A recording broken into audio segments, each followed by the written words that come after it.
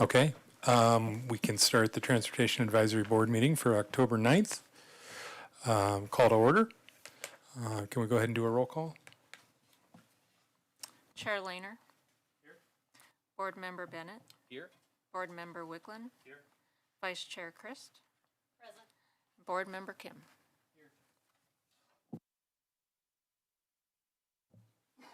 Okay, we can move to, I know on the meetings from the last meetings we have, Board Member McInerney offered some edits, I believe. Is there anybody else on the board that has any notes on the September meeting minutes that they would like to put into the record? Okay, then can we move for an approval of the minutes of the September meeting? So moved. I need actually a motion first. Oh, okay. I move to approve the September 11th board meeting minutes. Need a second? Second. Board Member Kim seconded. All those in favor say aye. Aye. Aye. Approved. Okay, we can go to item 4, communications from staff. Phil Greenwald, go ahead. Great, we've got a couple things for you tonight. We just wanted to tell you a little bit about what's going on. Just make sure we're still on board with signal work on Main Street. Yes, we actually just started camera pulls today. So our contractor's currently pulling wire for our new camera systems. We're starting at the south end of town at Pike and moving our way north. We'll integrate the first 3 sections, so it'll be Pike, Quail, and Quebec. Test out the new system, make sure it's running properly before we switch over everything through the Main Street corridor. Oh, that was. I'm not seeing on the list. You want me to talk about it? I've got the list. Yeah, you can talk about it. Okay. If you're been on Main Street in the last week or so, you can see that at the mid-block crossings on the 300, 400, and 500 block, we have installed RRFBs, the rapid rectangular flashing beacons.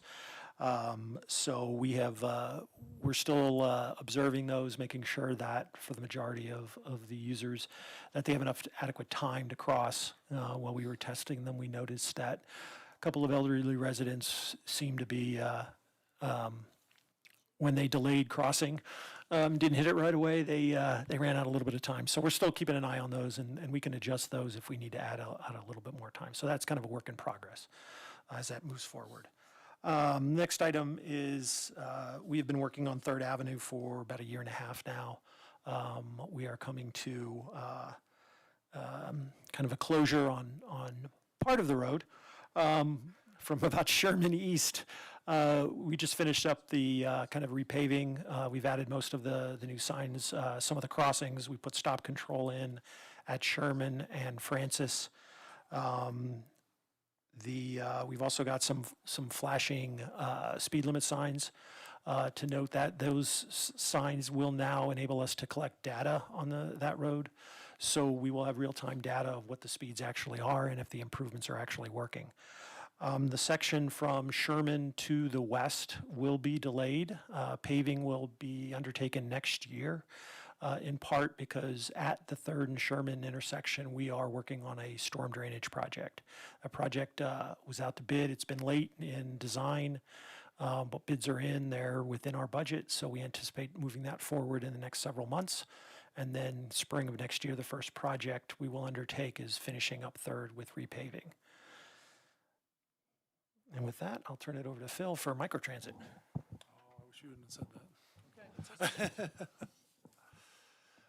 that. I wasn't going to talk much about microtransit, but you know enough, I think, as a board that we did receive the dollars from RTD, so we're very excited about that. We've actually had some meetings with them now to do the next round, which is really the intergovernmental agreements to start that money flowing. So we are still on track right now to have those dollars in place before or by the 1st of the year, and then we'll be able to hopefully go out to bid early in 2024, and then have hopefully something running within that probably the beginning of the 2nd quarter, I would say, April-ish. We just want to start when it's good weather. I think we've told that to you before as well, so it's a little repetitive, but I just want to let you know that we're still on track for that. I also wanted to talk a little bit about Kaufman Street, unless there's some things on microtransit that you have questions about.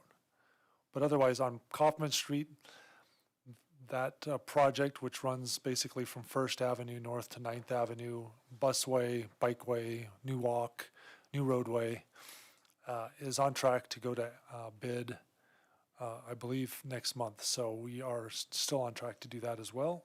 Just a reminder that if anybody's listening out there in the wide world of Longmont here, that 2024, 25, and 26 are going to be rough years for construction. Just to remind everybody that we've got some things in place. We think microtransit will help with some of that, so that's going to be good that that'll be in place before we really get going in our construction schedule. We've got a couple other ideas, working with the LDDA on some thoughts of how to get around some of the parking issues as well. So we're hopeful that with that project moving forward and the perceived loss of parking, people believe it's a loss of parking, but when only 30% use the parking, yeah, we're losing parking spaces, but are we losing the capacity? Anyway, I won't go into that, but just to let you know that those things are kind of going on.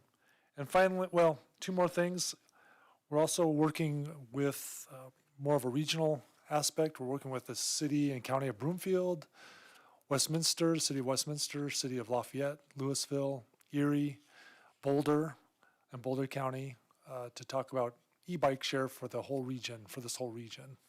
So that would look like, if you've been in Boulder and seen B-Cycle in Boulder, they've got all electric bikes for that e-bike share. That's what it is. It's all e-bikes. So that's been a good conversion from them. They've seen amazing growth. We had the B-Cycle folks in town. We gave them a tour of kind of our bike facilities. They got very excited. A couple of them wanted to move here, so that was exciting too. We'll see if they actually move here from Wisconsin. I doubt it, but they were pretty excited about the weather and everything and the different facilities that we have. So that was exciting. I think there's a lot of positive things moving forward with that bike share too. Hopefully that can get off the ground in the first quarter, second quarter of next year as well.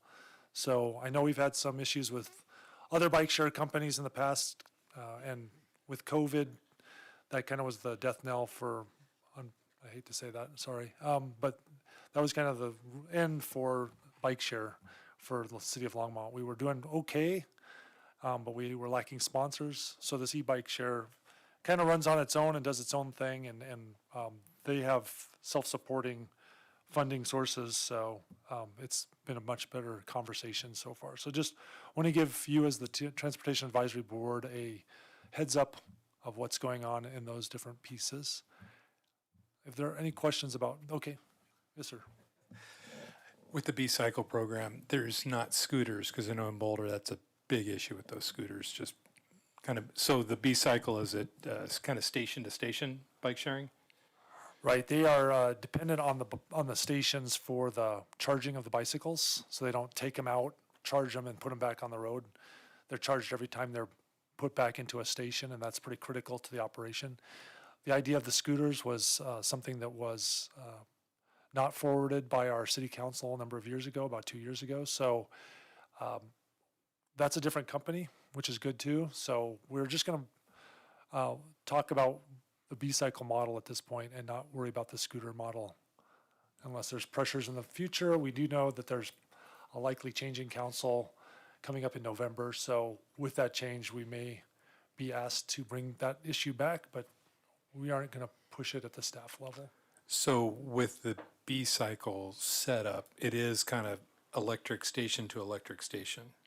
Right, there'd have to be a number of stations, and what B-Cycle was doing with their tour around the city was to find places that they thought were good locations for this bike share system to be anchored, and the docking stations would be placed. Fantastic. It's very similar to the one before, but I'm trying not to mention names, but Zagster and Pace were the two. They were the same company, they were trying to change into a e-bicycle model as well. But anyway, those docking stations are pretty critical for this to work out right. And it does clean it up a little bit more, so the bicycles aren't just being parked on sidewalks anywhere. They have to be put away in order for you to stop paying.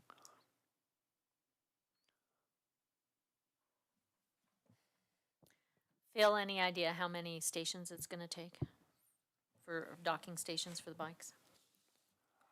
That's a great question. I do know when I look at the Boulder model, there are a large number of stations. So I think they started talking about at least 10, starting with 10 stations with 10 bicycles each, so the 100, but I think that their ideas go much higher than that, go into the 200 to 300 bike components, so 30 stations maybe. But I have that's just my guess, and it's not a number from them yet, so. Is this something that we would build, and how much space does it take? They're, for 10 bikes, just think of 10 bike racks in a row, and that's kind of the same. They're a little closer spaced actually, because you can kind of fit them in. They're meant to fit into a tighter space, but we have some pads from the old bike share that are still out there, so I'm sure that those could be easily reused. We looked at some other places around town, and they thought they could find some pretty good locations that might be a little tight. They can also angle them and change them. They don't have to all be the same configuration, so you can angle them to get more bikes in as well. So we'll see what they do. This is kind of ongoing coordination, and again, we're working with a number of other entities around this area, and so we're all going to have to get on the same page with a intergovernmental agreement. Yeah, the integration, is a little tricky because are they mostly trying to connect with microtransit, or are they considering RTD routes at all in this? I think their big consideration is RTD routes, and seeing that there's a bus rapid transit component coming online by 2026. So there's a major project with the RAISE grant, and we just kind of finalized all the programming of dollars for 119. And so those buses should go online in 2026. We have our buses that are currently running in town now, that last mile connection.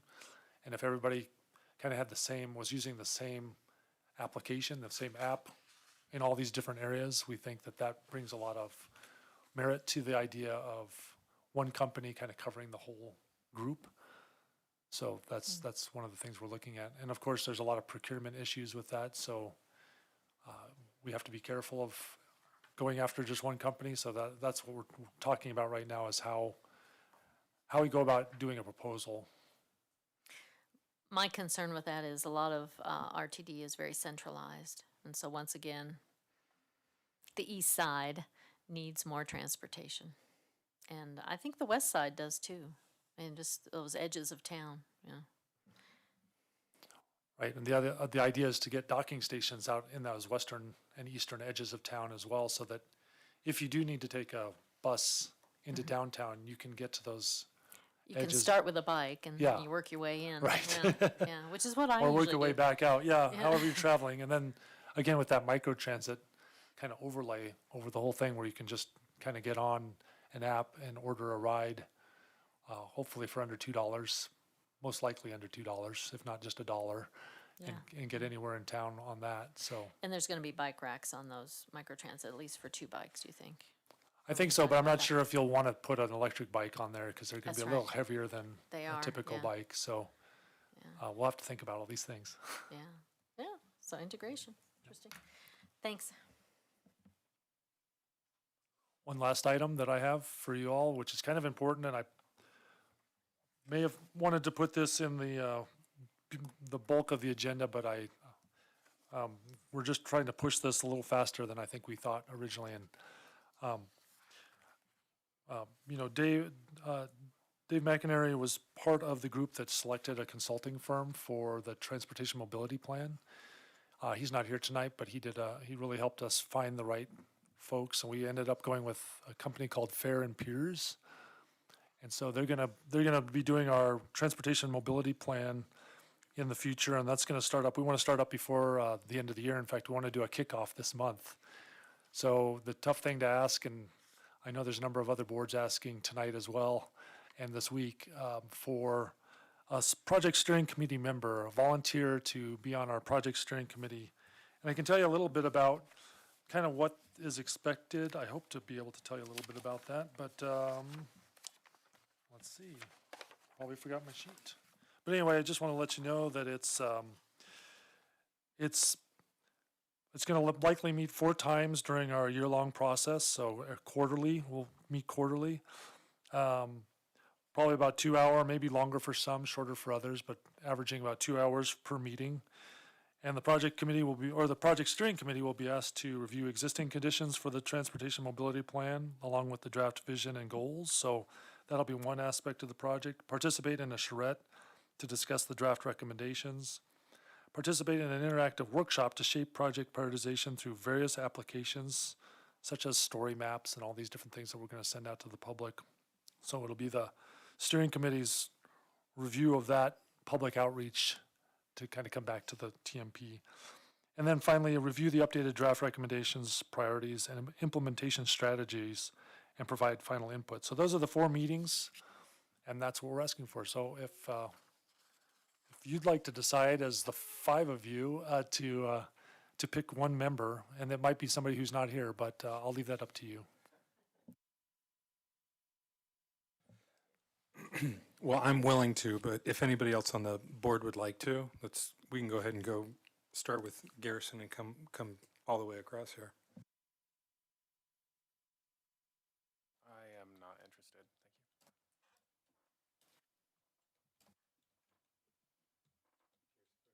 Thank you. Yeah, for once I'm gonna say no.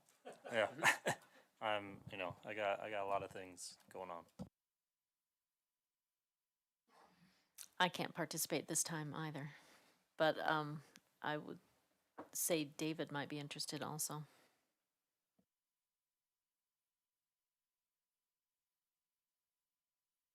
You're good. No, thank you. Okay, well, I guess I'll be first, and then if David wants to, I'll ask him.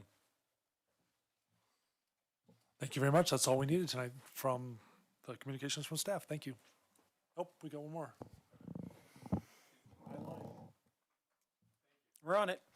So, if you've been out and about this week, you'll notice the leaves are starting to change. It's a little cooler in the morning, so that means that operations is gearing up for snow season. So each year, working with communications, we publish a snow savvy guide, which I wanted to provide for you for information. No need to look through it now. You're more than happy to answer, nail us with any questions for the next meeting or at the next meeting. It's got a lot of good information in it. Talks about kind of the miles of roadway we plow, the core objectives in line with our goals. It's got some of our information on our anti-icing in conjunction with plowing. Some of the tech tools we use to forecast storms, as well as the live street cameras we look to observe conditions. And then just some of the snow routes. It's got area on bicycling and snow operations as well. So, and one of the other items is shoveling sidewalks. There's city code that all property owners that have a sidewalk on their frontage are required to clear the snow off of their sidewalks. And then also some information on reporting problems. We know with our operations that there are some hot spots we keep a track of, that we, after we kind of do some of our plowing operations, the second level is to go back and hit some of the hot spots with ice, where we have plowed in some streets, some low-lying drainage areas that collect, and with the melting, builds up ice. So it isn't just, there's a lot of activity after the storm is completed that we work on as well. So we wanted to provide that for you for information. And then I'll turn it back over to Phil. Now we have nothing further from staff. Thank you. Yeah, is there any questions from the board on the Snow Savvy? I do have one quick one. Will this be website posted as well, section on the website, or? Yes, I believe it is. There is a snow section in the city's website, and we do post this information, and we print up a couple hundred of these and put them in city buildings for distribution as well. Jim, We have a lot of trails up on the northeast side, and I notice they're not on the bicycle and snow operation map. But occasionally they do get plowed, and sometimes they do, and sometimes they don't. But there's a lot of people who use that for transportation of one kind or another. So trails falls under our Parks and Rec group. Okay. So if there are areas where you feel they should be plowed either at a higher level or don't get plowed, you can call the Service Works number that is on the, I guess what I'm talking about when I say trails, I mean the fairly large sidewalks that people bicycle and walk on to get through, say, along the Ute Creek Golf Course. right, and, those yeah. are, those are trails that fall under Parks and Rec. Okay. And they have a separate operation. I think they do some of the downtown areas, but I'm not exactly sure what their priority is. I could probably dig up, they have a map that I recall of their operations as well. I could probably dig that up and get that to you offline. Send it to the whole board as well as a follow-up. Okay. Great. Thanks.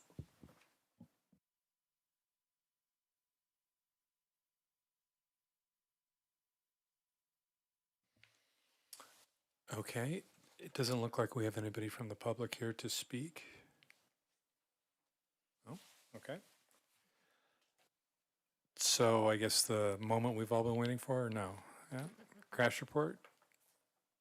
We want to start with that?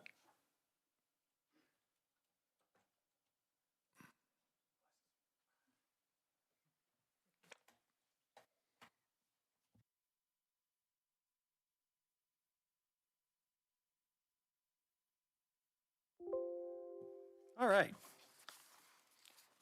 City of Longmont 2023 Annual Crash Report. It says 2023, but this is the time frame. It is a 5-year compilation of data. It is the 2018 to 2022 timeframe. Main reason is it takes us the better part of a year to collate all this data. Some of that includes going through accident reports one by one to pull in some of the circumstances of those accidents, crashes. So we usually bring it back to in front of and release it this time of year. I think we're ahead of last year's schedule, so that's a positive thing. General crash information. We all can acknowledge, I think, nationwide deaths have, we've heard it in the news, have increased. Coming from a federal website, there's about 43,000 deaths in 2021. That's a 10.5 increase from the previous year. In 2022, Colorado had 745 deaths. What's critical to note in those numbers, that is an increase as well, but 36% of those were outside of the vehicle. Those were peds and bikes. So over a third of the accidents in Colorado involved pedestrians and bikes. In Longmont, 2021, we had 8 fatalities. I noted that because in last year's report, we showed 7. But since that time, the State Patrol has provided us information on one of the roads within the city. It is still a state facility, but they added 1 more fatality. So we wanted to bring that to light on that. In 2022, there were 7. 2023 to date, we've seen 3 fatalities in the city. So why a crash report? What's the importance of it? Why do we do it? For the most part, it helps identify locations and areas of concern. I note, locations or intersections, areas of concern. We've added some items, more data in this report to show segments of roadway where we might have not. You see one accident every now and again, but as we see some of those larger segments, we wanted to make sure that data gets included. It guides our future work and priorities. And the trends can demonstrate success or a need for additional work. One of the success stories I'll note, and this is maybe repetitive, but the intersection of Main or 287 and Pike Road, wherein, a number of years ago, we saw an uptick in accidents. We looked at it, we did some changes to the signal, and then when we brought the Pike Road project in, we added even more changes to it. Now that intersection is dropped off of the high accident list. Transparency is another reason. And then we also assist when public inquiries. staff is when we get calls from the public. We usually, we get here from the press. How many accidents? What's the history at this intersection? Gives us a quick tool. We can go in and pull that data rather quickly, rather than going back into the database and kind of trying to root around. So in this crash report, it's going to be a little bit different than last year's. We have removed the indexing from the report. Whereas before we kind of were showing and rating intersections with an index of kind of and a formula that called for anything greater than the number 1 would have been kind of a higher rate we'd start looking at, and then below 1. We just listed the data pretty much in raw form and listed it by number of accidents and intersections, broken out some of the intersections of the use, signalized, non-signalized, arterial, non-arterial. The data focuses on crashes, injuries, and fatalities. We've added segments of roadways to the report as well. And then additional data has been included on vulnerable road users, which is our peds and bikes. So it is broken out into 8 sections plus an appendix. Section 1 is the long-term trends. Section 2 notes injuries and fatalities. That's one of the sections we delved into in the accident reports, and we only noted a 3-year history on that.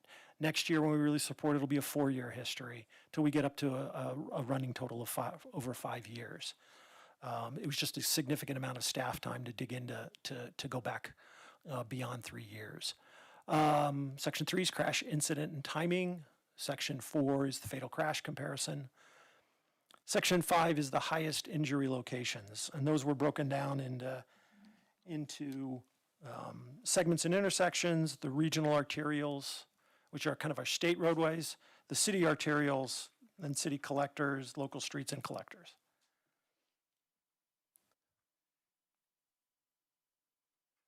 Section 6 was information on vulnerable road users and high crash locations and segments.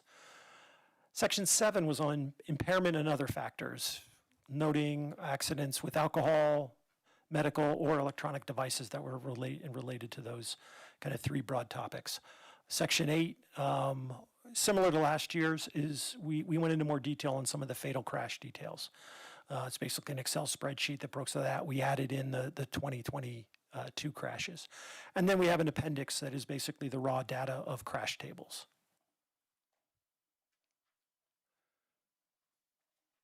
So I didn't want to delve into this in this presentation, delve into kind of the individual sections of the report, but I wanted to show kind of the main trend we're seeing. So in 2022, we saw the uptick from 2021, about 1,900 crashes on total crashes. An increase, is still a trend going up from the low during COVID of around 1,200. But that number is still less than what we had seen in previous years between 2015 to 2019. The fatal crashes, or I shouldn't say fatals, excuse me, the minor and serious injury crashes, down slightly from the 2021 number. And then the fatal was down 1 year from last year's number as well. That is the number in green at the bottom. The report has that on the index there on that graphic on the one section. So just some general information. Overall crashes continue to rise. The injury crashes dropped slightly from 2021. The high number crashes usually occur between 3 o'clock and 6 o'clock p.m. When likely more road users, school lets out in that time frame. Highest day is usually Friday. And then the highest month, for some reason, is still October. Not sure why. We try to delve into looking at that, and we think it's probably because it starts getting darker earlier. Maybe you see some more people out and about. It's football season. Time change. That's later in the month, though. That's in November, pretty much, if I recall. Google that quick.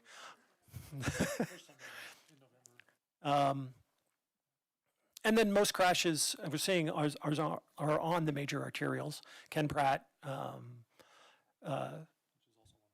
It's also 119. Sorry, I don't want to fill it all in. I don't want so much room on the slide. County Road or State Road, Colorado Road 66 and 287. Those are high travel roads. Granted, Hover gets a lot of accidents. That's up there as well. City roadway, but those are where we see the most crashes. Not just at intersections, but along the segments. Some of the things we looked at, and I noticed in last year's report is Main Street in the downtown area has a lot of small scale crashes. In part, a lot of vehicles on the road and parking allowed on that road. So we also, this isn't necessarily included in the report. It's still kind of a work in progress. So we provided some kind of what we call heat mappings. It shows the number of the accidents throughout the city we did pedestrian, bikes, and fatals. So we're still reviewing the data on this, but we wanted to provide it for you. And these maps are much better viewed at a 24 by 36 when you print them out on a large plotter. But we'll get these electronically to you when we finalize them. But this is the location of kind of the pedestrian accidents, bicycle accidents. Yeah, they have copies of them, and the fatal crashes for the time frame that is noted in the report. So on this, in closing out this presentation, this is the first draft of this crash report. We're really not looking for typos. That's our job to review those. This is an overview. And we want to just ask the question, does the report cover the things that TAB wants to see? And then kind of asking the question, what has the city done well in the report? And what could staff do better in this report? And that's information that can be brought back at the next TAB meeting. Give you time to digest it. There's a lot of information in this report, covering a number of throughout the city, the hundreds of intersections we have, as well as you can see the crashes. So with that, I will go to the last slide, which says, thank you. So as I understand it, you'd like us to digest this, come back with comments on the next meeting.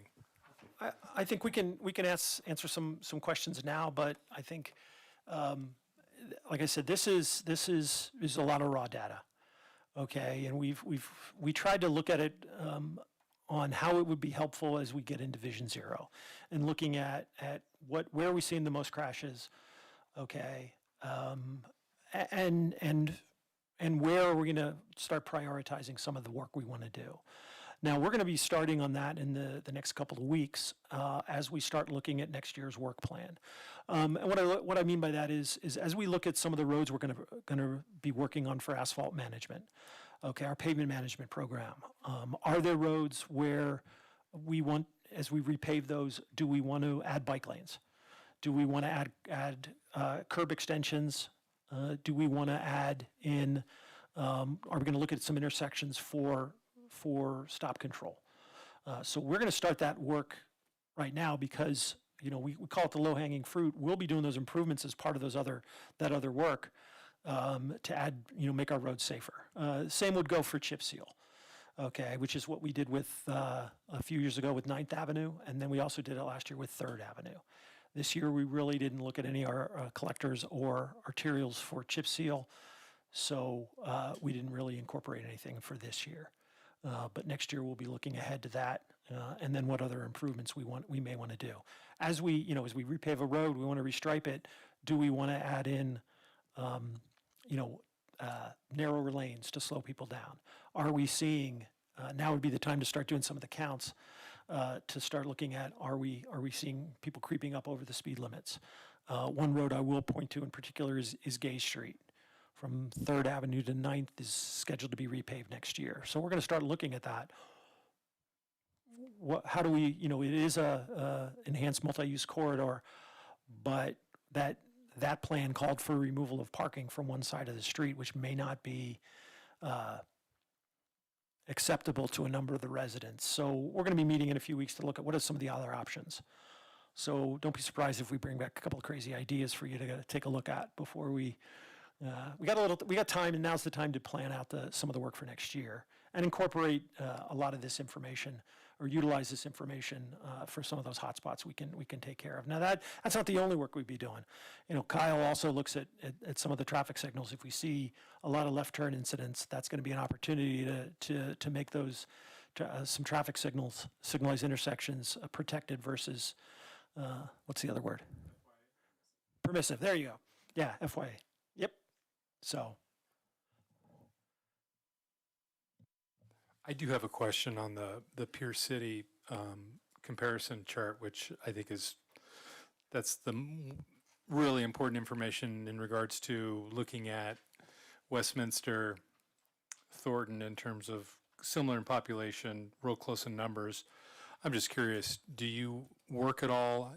Kyle, I know you came from Thornton, but is there any conversations with, let's say, like a Westminster, and asking them, what are the challenges that you see with your crash report, and see if there's any similarities and or things that they're doing that maybe we could adopt that would be helpful?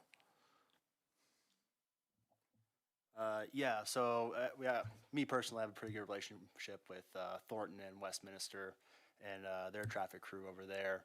And even my previous position, we talked a lot about the metro area as a whole of how to have different enforcement options and how to cooperatively work together to reduce. A big issue was street racing. So we worked with PD to do some joint task force on those. They are seeing about the similar stuff we're seeing. I will say traveling from place to place, I think every city has kind of a unique flavor of drivers. So it's always a similarity between these cities we see, even if they're a similar population.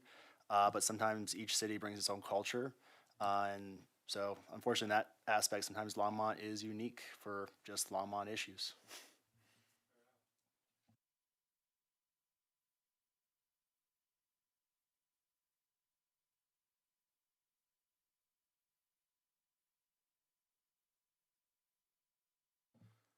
Wow, Jim, got out of that really fast, huh? see you next meeting. Yeah, so we'll take a look at this. I'm sure as everybody dives into the data, there'll be questions, and I see that there is a quick question here.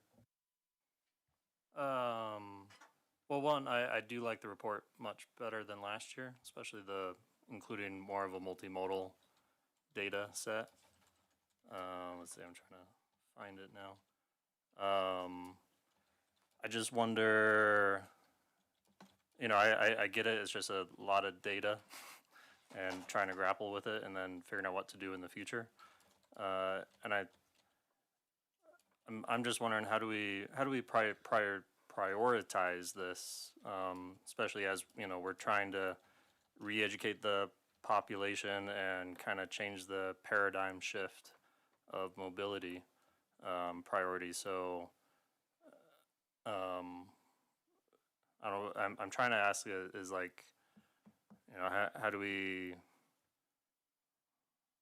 I don't know. I'm just, I don't know. I'm trying to work my words here. Like leading pedestrian intervals, is that more of a requirement now, or is that just something that happens as we improve an intersection? Yeah, so a lot of this is going to be addressed through our Vision Zero program. And that's really going to start what culture we want in Longmont when it comes to our signalized and unsignalized intersections and mid-block crossings. As far as pedestrian intervals, that's kind of the first step of this traffic signal upgrade project just started through Main Street. Is once we get this system in, we can really evaluate and change our pedestrian intervals. It's a limitation we have of our current adaptive system. Doesn't give us much control personally, and to make these changes is a lengthy and expensive process. So that's kind of why this project was initiated. But as soon as we get this system up and running and comfortable where it is, it's a system that we really want to push towards having pedestrian safety features integrated with it to really help reduce some of these crashes we're going to be seeing or have seen in the past. And then I know previous month we talked about, well, I know two board members weren't too keen on red light cameras, but data from other places that use red light cameras, does that help in terms of safety? Or is it just, we get to have a fee? Some of the safety fixes that we've seen used throughout time, the hardest issue is how long does that safety last? I know we get a lot of concerns about increased patrols, having speed trailers put out. They do help mitigate speed in the area, but only temporarily. So things we're trying to really focus on is what are effective methods that would perpetually change that driver behavior so that we're not continually just chasing from intersection to intersection. And then we see in our reports every year, it's just a roller coaster of which ones go up, which ones go down. What we really want to see is the entire system as a whole going down.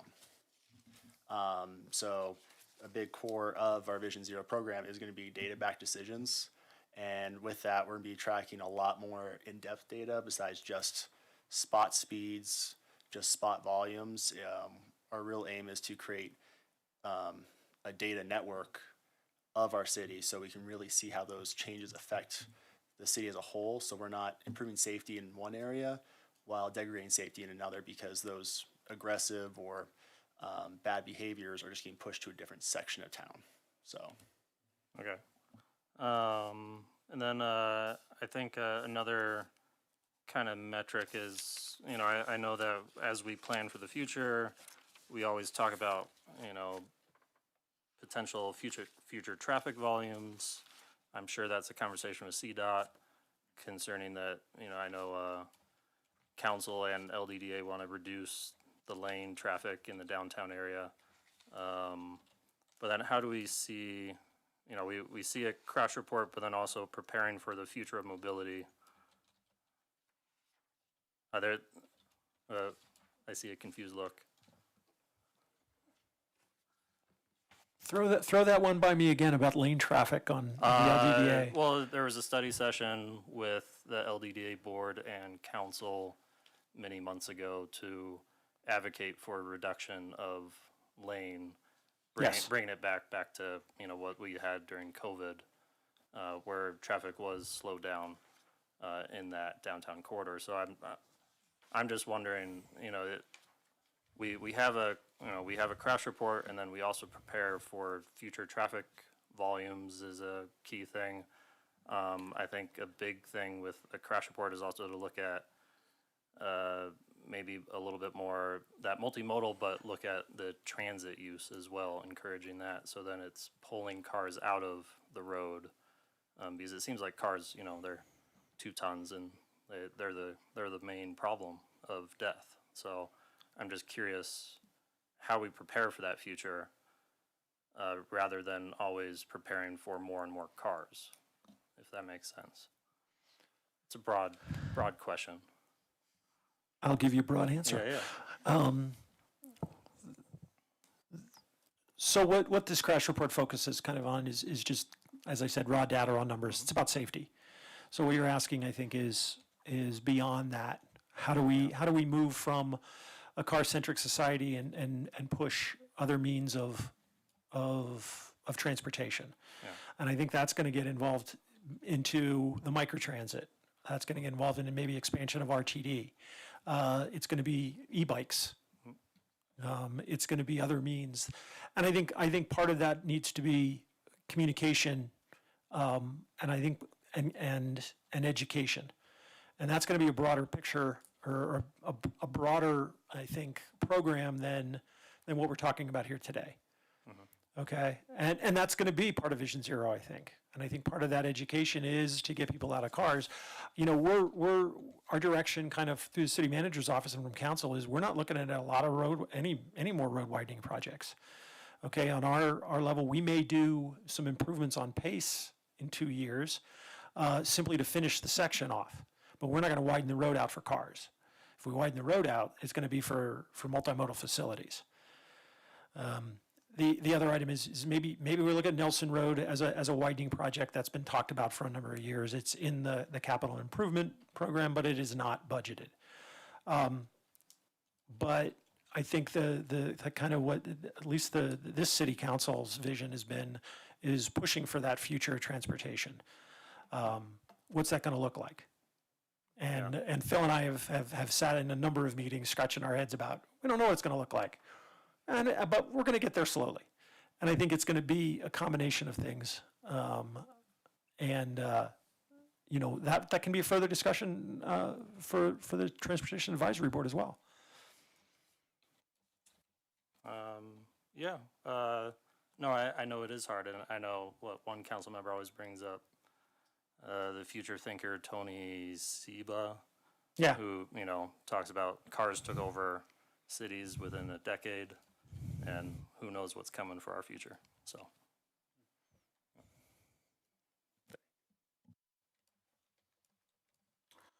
Yeah, I think it's rather eye-opening to see the number of bicycle-related crashes down Main Street, specifically between like 9th and 17th. And I'm mostly shocked just because I wouldn't wish biking down Main Street upon my enemy. I mean, it's not a good idea to bike down Main Street in the first place. And I'm just curious to see if you've thought of any ideas to deter bicyclists on Main Street, like extending the dismount zone from up to 17th Street or anything to get those bicyclists off of Main.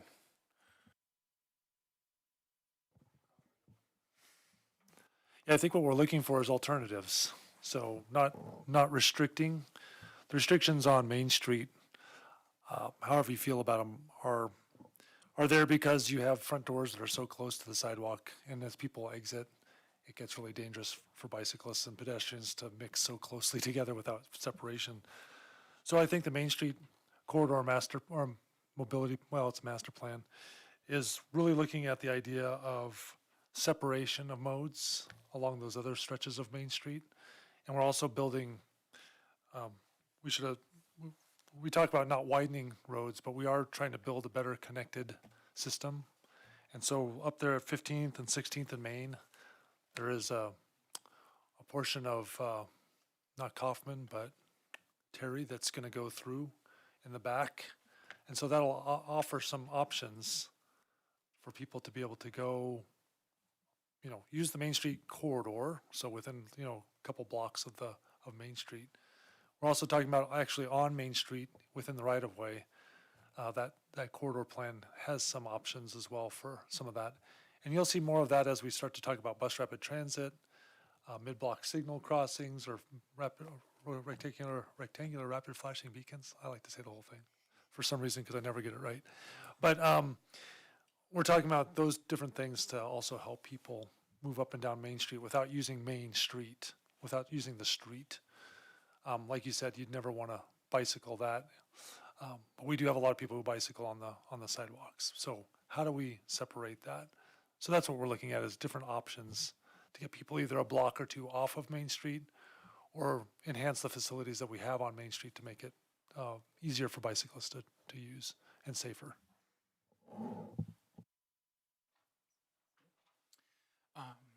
Can I have a copy of the crash report, please?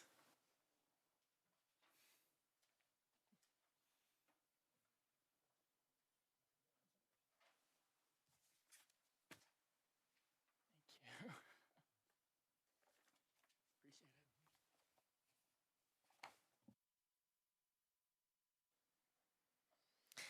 Appreciate it. So just to clarify, all the pedestrian and bicycle crashes and fatalities also involve a vehicle.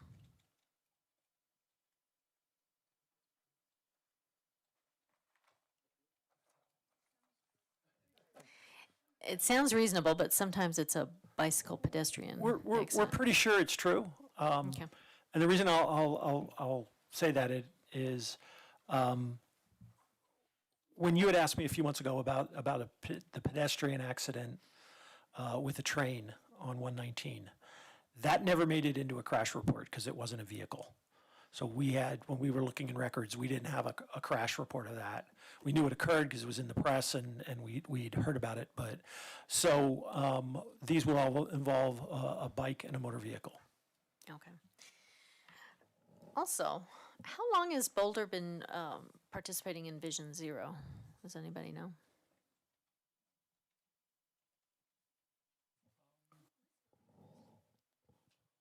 I think it's only been about 4 to 5 years. Okay. And And they- then, and oh, go then, ahead. do you have any data about how many? I'm sorry. How many? Must, must be an issue tonight, Taylor. But how many vehicles are actually going through these towns? Because I see that it's based on the population, but as we know, there's a lot of people that pass through Longmont. There's a lot of people that drive to Boulder. So I would be interested to know how many actually transportation, miles they have on their streets. I wonder if that's something that their transportation department keeps.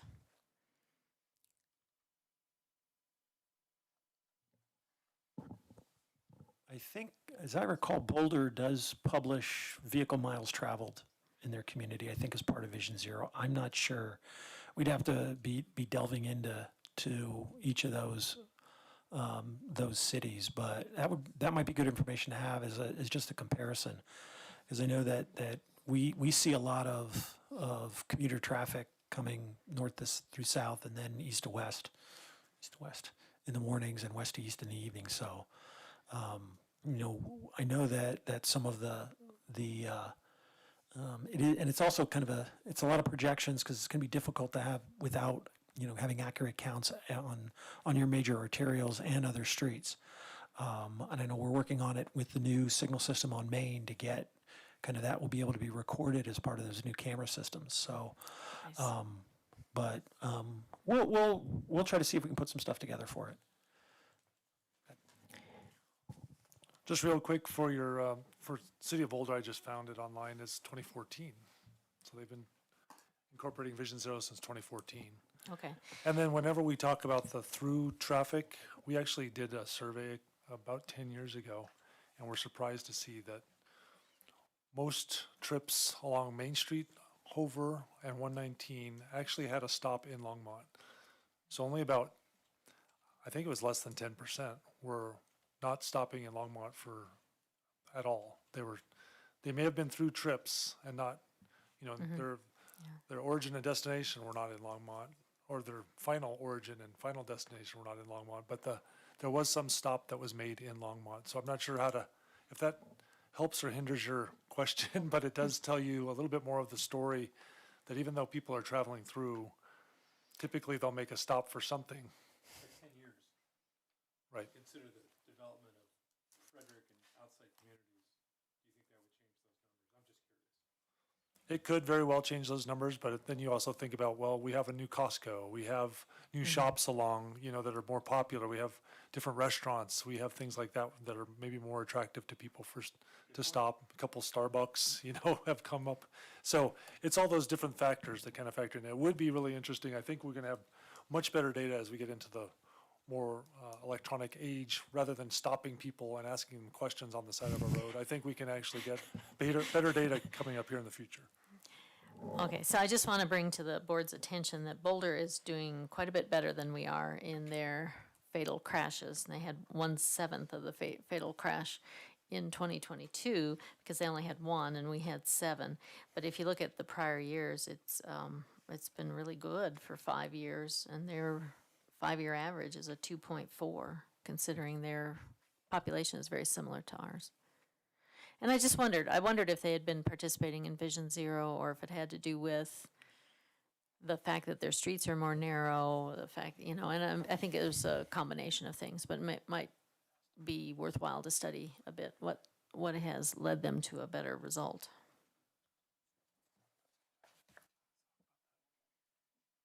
No, not really. One of the things I'll note is on our report, we do include the state roadways, which we have limited control over. And I know that a few months ago, or a few years, last year, where was it, Newark? No, Newark was touting that they had reached 0 accidents on their roads, but they didn't count the state roadways within their community.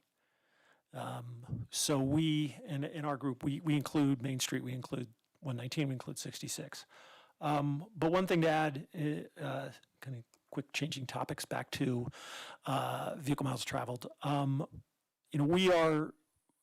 We're moving forward right now with a new adaptive signal system on Main Street.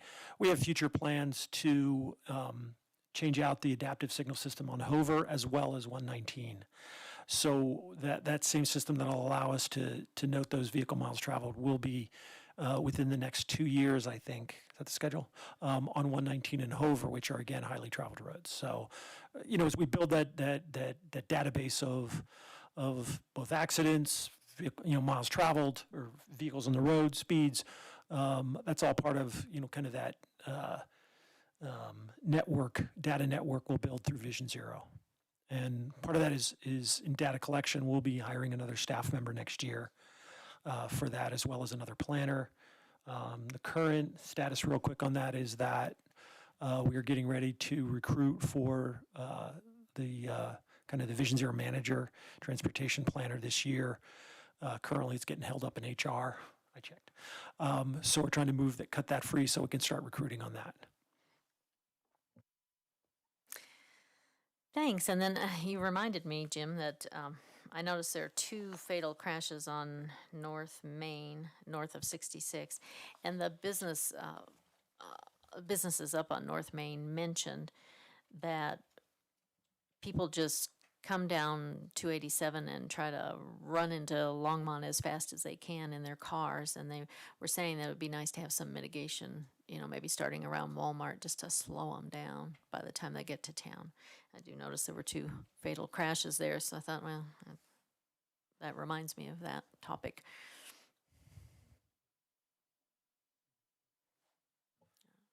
So I just want to bring to your attention that Boulder County, in conjunction with the CDOT and a number of the communities, has been working on the 287 corridor. I think they're about to release their report. In fact, I think we just got the draft this afternoon. So we'll look at that to see if they are proposing any mitigation measures. I think they were talking about, at least north of the city, some barriers, median barriers to restrict kind of the crossover traffic. But I think we saw in the paper a week ago another accident north of the city. So we'll take a look at that and see what that shows us. But that is a concern, because I think as soon as you get off of north of 66, it goes to 55 miles per hour, I believe, going northbound, and then to 65. So an area of concern, and particularly in light of the fact that, in case you didn't know already, there's some development coming in north of that traffic signal that's still in the city, an annexation, as well as that northeast corner they're looking to develop. So there will be increased traffic, and if you look at development taking about 3 to 4 years in the next 4 or 5 years out there. Yeah. So backing it up to Walmart or earlier to slow people down a little or a little sooner. All right. Thanks, Jim.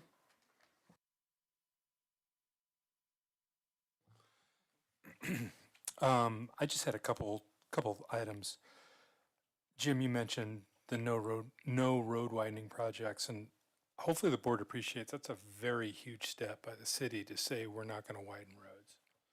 So I commend you on being able to kind of, I'll say, plant that flag, at least for now.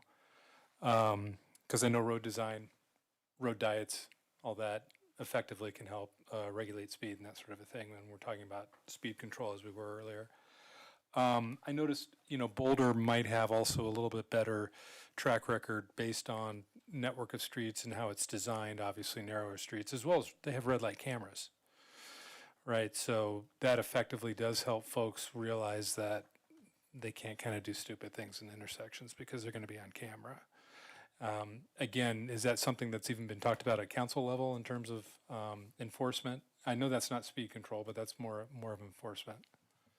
Red light cameras?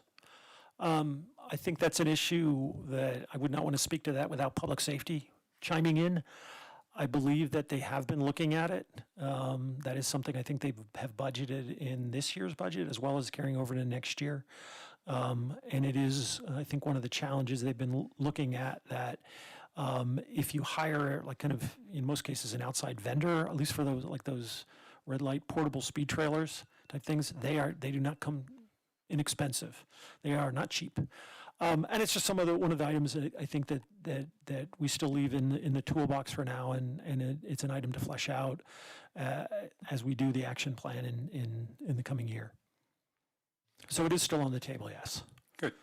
And not to put you on the spot, Kyle, but I know you meet with public safety on a regular basis. Is there talk about looking at certain arterials, corridors that you want to do, you would like to see speed enforcement because you know from, at least anecdotally, from crash reports as well as otherwise from complaints from residents, where you'd like to see maybe some temporary speed enforcement or even just show of, police are on the road, obviously that slows people down. I was just curious your thoughts on that.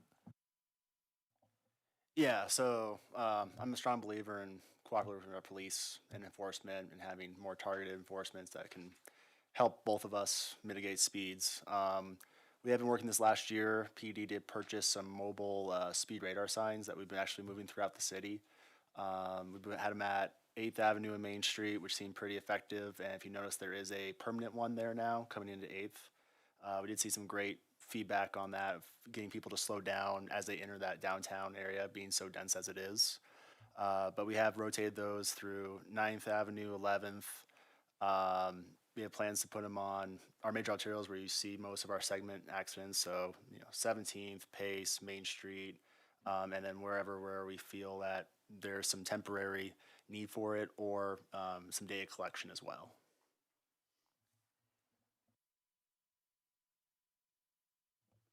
Okay. Any other questions on the crash report? Or we can move on.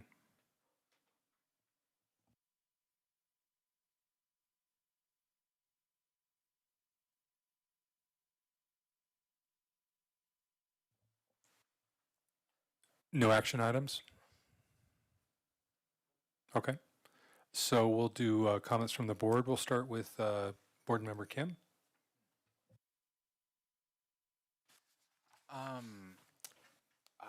To an earlier point, I live right there on the east side, so I hear like all night zooming back and forth. So I 100% am looking forward to possibly some mitigations there because it's just a straight shot. So, and there is new development happening over there too. And for people like me who like just walk around that area, it is kind of dicey. So I'm very happy to hear that there's progress moving there. And I just had a general question too, regarding the new developments. When does data start being collected in these new areas that are currently being in the process being built right now? What kind of data are you specifically maybe asking about? Is it pedestrian, traffic, speed? Is there a specific type of data set you like to see or hear about? I'm not 100% sure, but a lot of the info here is really like insightful. So I guess, yeah, incidents involving isn't that the point? Like all of this data is gathered from, versus vehicular vehicles, right? So, yeah, information about, I'm not sure actually. So, in accordance with our municipal code, for most developments of a certain size, they are required to submit a traffic impact study. And that will note with, and I'm probably going to have Caroline come up and delve into that a little deeper on what the requirements are in an impact study. But it usually shows levels of service at intersections, the trip generations coming off the road, off the development, it projects kind of where those trips might be traveling. There is, prior to almost every development coming in, we sit down with them, do a scoping meeting. So if there's certain requirements or certain items we may need, the city may need because of resident outcry, or incidents we've seen, we may ask for additional analysis and study, and then usually it comes in an annexation, so we can see that. It'll note where their access points are, how it impacts the surrounding area, and then I think we ask for maybe an update when they come in later on for their development plans are submitted. So we do see a traffic impact study. If you're interested in any of those, they are public documents. So once they're pretty much finalized, they're open for public scrutiny. Awesome. Thank you.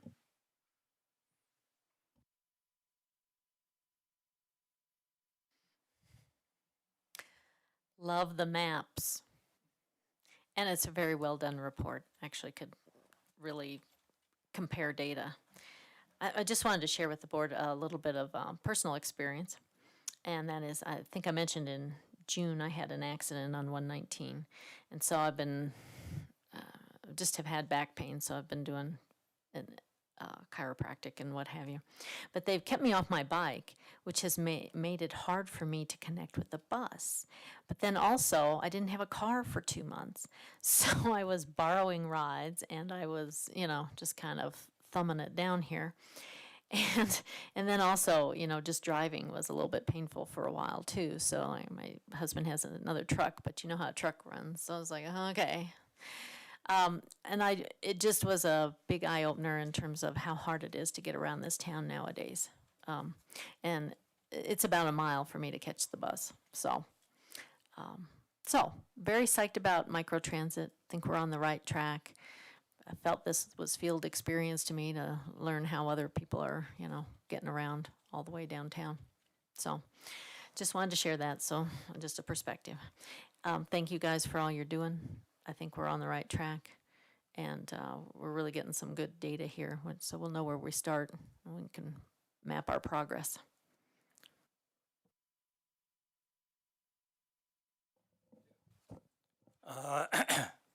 Thank you for the report.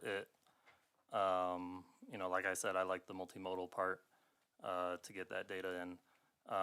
Because level of service was kind of mentioned, I am curious, does that do our level of service, are we only looking at roadway when that data comes out, or are we looking at, even pedestrian safety? Like, in other words, what level of service is safest for a cyclist and a pedestrian? Is a curious question of mine. So the level of service I was speaking of is at intersections, and it is mostly for vehicular traffic. Okay, stipulated in time delays with an A, B, C, D, E. Anything lower than E? E rating. And that's kind of the standard that's in that is in our standards, what we follow. We've looked at, have thrown ideas around of what are we looking at for capacity of roadways? What are we looking at for time-based travel delays across the city? That's what we have to work with the required according to our standards. I don't see why that wouldn't change in the future, particularly as we go into the action plan. But we may factor in pedestrian incidents or bicycles. We're starting to see more of that now, but that's not necessarily noted in our standards for what is required in an impact study. Okay. And then, I can't talk at all this tonight. I would also second board member Chris. Being in a car accident, isn't fun. I've been in one as well, and then I just think of, for getting basic necessities being without a car. So that's why I am extremely hopeful for the microtransit, B-cycle, and hopefully a little bit more land use changes to maybe allow that walkability throughout town as well. So I'm extremely hopeful for our future here in town. Thank you.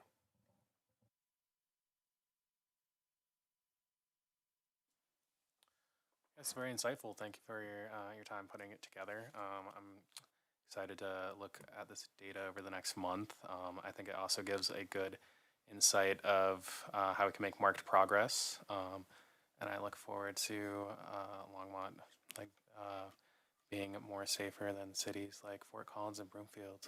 And yeah, like that'll be like a victory. So like now I have like a goal of like what does Vision Zero look like? And so thank you for your time. Yeah, just reiterate the crash data, putting this all together, I know is a big lift every year. And I do like that last section. That's great. So look at it, have comments, I'm sure, in the next meeting. And that jumps to items for the upcoming agenda. Phil, do you have anything in regards to that? I've been furiously writing down a lot of things. Yeah, let me go through the list here. It's not too bad actually. So in November we plan to come back with the crash report part 2. So you talked about that, which is great. I would like to just update you with flex ridership because we said in the work plan that we would do that, and so I want to make sure, regardless of kind of how important that is to folks, at least we'll get the information to you and you can kind of delve into it, and we'll just see if we want to talk about that next year as well. But that kind of brings up that in December we would like to do the work plan and get that finalized. Front range passenger rail, we've got some folks who are interested in that, so I want to make sure that we're covering front range passenger rail and just kind of the different things that are going on there. There's been a lot of updates, and maybe that's more of an item from staff, but we want to make sure we bring that to you. And then we typically bring the traffic safety fund report, so that's that $5 that's collected on each ticket and what that's being spent on and how we're using that money. So I just want to make sure we're reporting that to you as well. And then that usually goes to city council as well, so we'll ask for your recommendation on that. So those are the kind of the 5 things I have written down for the next 2 months. November and December. Great. Thank Thanks. you. Okay. Unless there's anything else, I need a motion to adjourn. Oh, yeah. I forgot to mention that I participated in the budget sessions with the city council. And just after our September meeting, I know board member McInerney was concerned about certain items in the transportation budget that they met the requirement of the street fund. So I just represented for the board and said, that we had some concerns about that, but the alternative to some of those capital improvements would be they would come out of the general fund. So, they have to be paid somewhere. So I think maybe that's something we could discuss later if board member McInerney is still unsatisfied. And I just wanted to throw that in. Thanks. Okay. So I'll need a motion to adjourn tonight.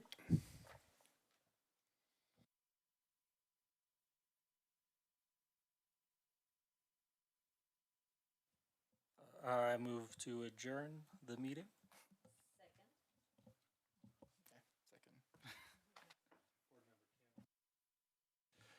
All those in favor, say aye. Aye. Aye. Okay. Meeting is adjourned. Thank you very much.